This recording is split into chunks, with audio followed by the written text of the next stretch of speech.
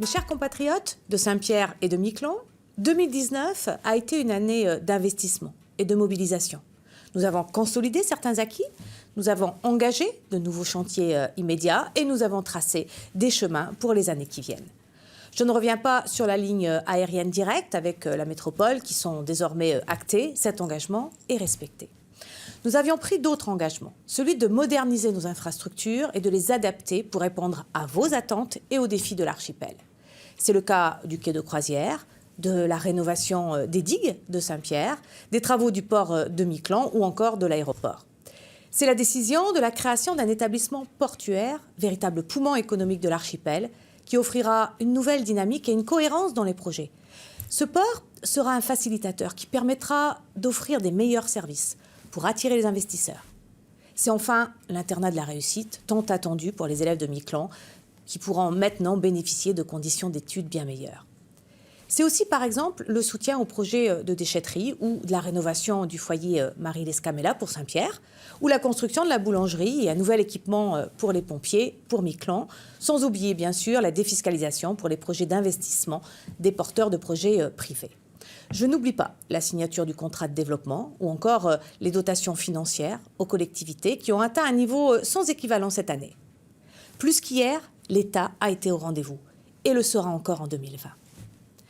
Mais au-delà de ces investissements et de ces accompagnements publics nécessaires, je mesure bien les freins grandissants au dynamisme économique et social.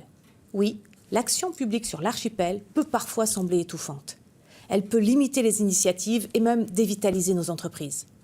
C'est pour cela que je souhaite engager nos administrations vers plus de souplesse. Je veux qu'elles accompagnent véritablement les initiatives privées. Ce sera l'un des chantiers de 2020. Je fais également le constat que la production locale est loin d'atteindre son plein potentiel, alors que nos entrepreneurs ne demandent qu'à offrir aux habitants le fruit de leur savoir-faire. Nos secteurs agricoles, pêche et aquacole doivent être davantage soutenus et valorisés pour devenir plus attractifs. Je mesure aussi certaines insatisfactions qui sont le fruit de la précarité, qui est réelle dans notre archipel. Pour y répondre, nous avons engagé en lien avec la collectivité la déclinaison à Saint-Pierre et Miquelon de la stratégie nationale de lutte contre la pauvreté. Je mobiliserai également tous les services pour qu'une aide sociale au logement puisse bénéficier aux plus démunis de notre archipel.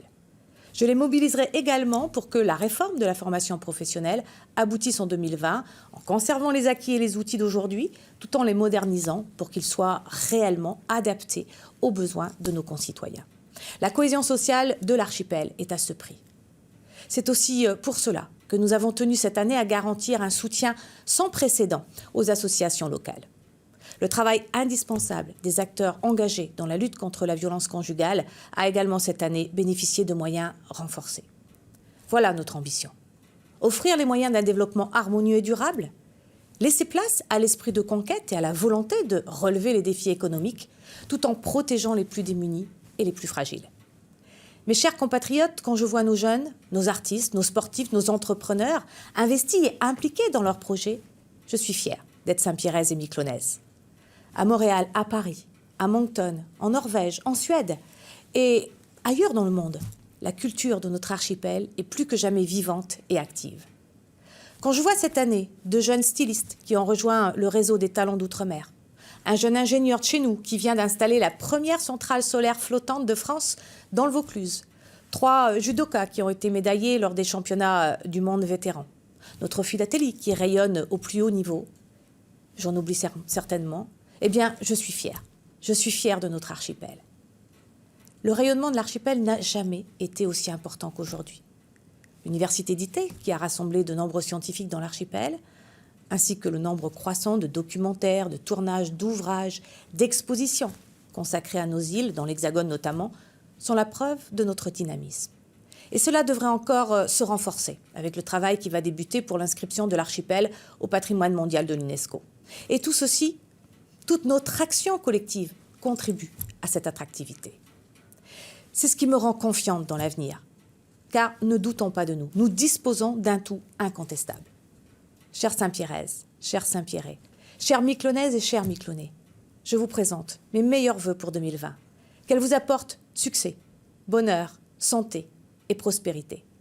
Vive la République, vive Saint-Pierre, vive Miquelon, et vive la France.